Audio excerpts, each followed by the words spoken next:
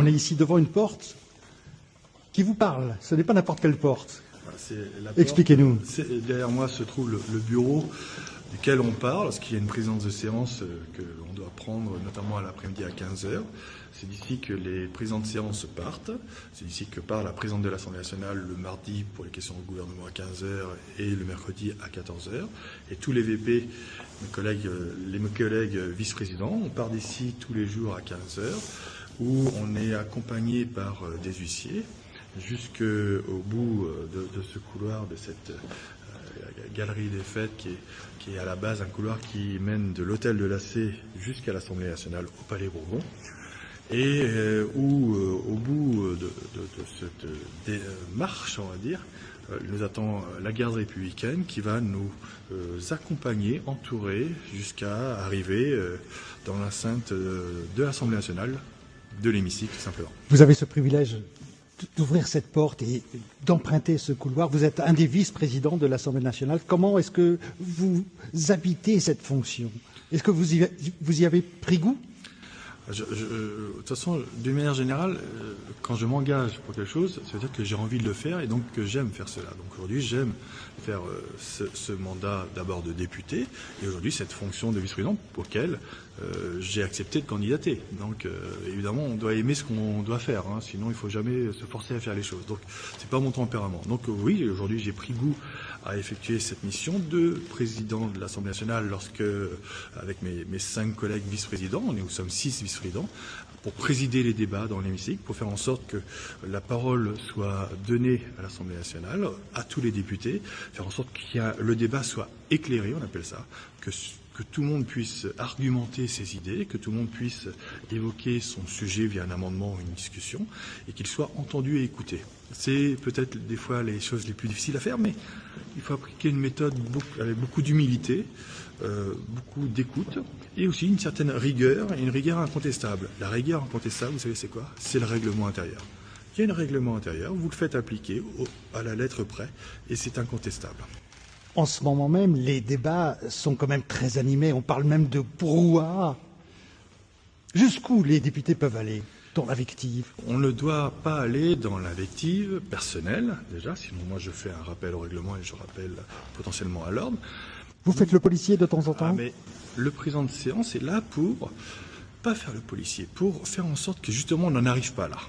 C'est ça le sujet. C'est un équilibre. C'est un peu le chef d'orchestre, mais qui a des musiciens qui ne sont pas obligatoirement en accord. Mais l'essentiel, c'est qu'au moins chaque musicien puisse au moins jouer sa partition. Le président de séance est là pour faire en sorte que chaque député puisse dire ce qu'il a à dire avec le respect de l'écoute qu'on lui doit parce qu'il a été et qu'il est député. Comment vous préparez-vous pour cette soirée, par exemple? Vous savez à quelle heure ça va commencer? C'est une soirée, une séance de nuit, 21h30, mais vous ne savez pas quand ça va finir. Ah si, ça va terminer. La séance du soir commence à 21h30, termine entre minuit et minuit et demi, gros maximum. Moi, j'ai l'ordre du jour qui m'a été donné. Et vous avez travaillé les dossiers, les questions? Pour ce soir, pas encore, parce que là, je finis déjà la séance du jour.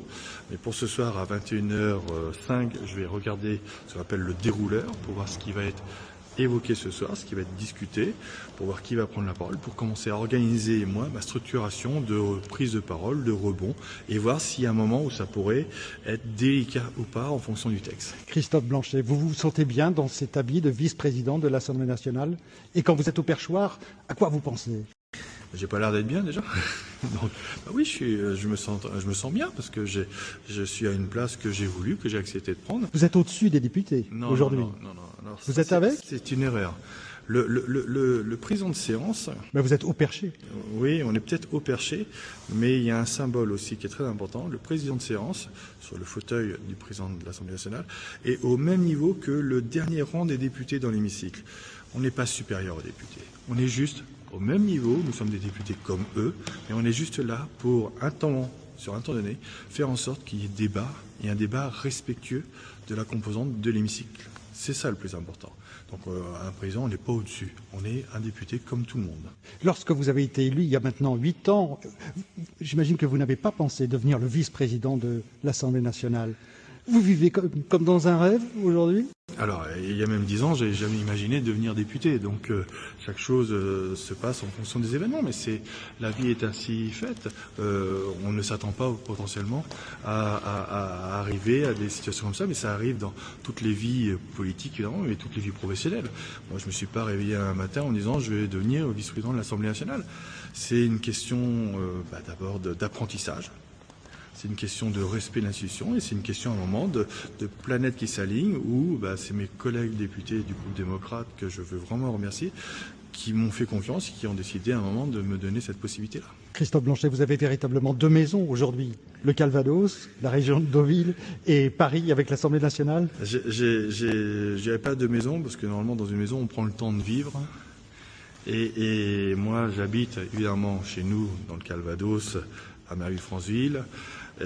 Sur notre beau territoire qui regroupe à la fois le Pays d'Auge, la Côte-Fleurie, la Côte-de-Grâce, Caen-la-Mer, évidemment magnifique territoire, et Paris, aujourd'hui qui m'accapare un peu plus, mais j'aime rappeler quand même qu'en période budgétaire, depuis 8 ans, du 15 octobre au 15 décembre, je passe toujours les 2 mois à l'Assemblée nationale, au moins 5 à 6 jours par semaine. Depuis 8 ans, c'est toujours pareil. Cette année, c'est un peu particulier parce que tout le monde regarde ce qui se passe, parce qu'il y a un débat sur le budget. Donc, c'est pas surprenant pour les députés d'être là, parce que tous les ans, normalement, on doit être là du 15 octobre au 15 décembre, pratiquement tous les jours, parce que c'est le budget de la France. Donc, le reste du temps, évidemment, ça se décompose, puisqu'on peut être là 2 ou 3 jours par semaine. Mais là, oui, effectivement, en ce moment, c'est plus 5 à 6 jours par semaine à Paris et 1 ou 2 jours en circonscription. Mais quand je suis en circo, je peux vous dire que je blinde le temps pour être sur le terrain, donc encore moins chez moi. Donc aujourd'hui, ma maison, elle me voit simplement pour dormir, mais le reste du temps, je suis avec vous sur le terrain. À bientôt, Christophe Blanchet. Merci de nous avoir accueillis ici, au cœur même de l'Assemblée nationale. Merci Olivier, merci à vous. Merci. Bonne soirée.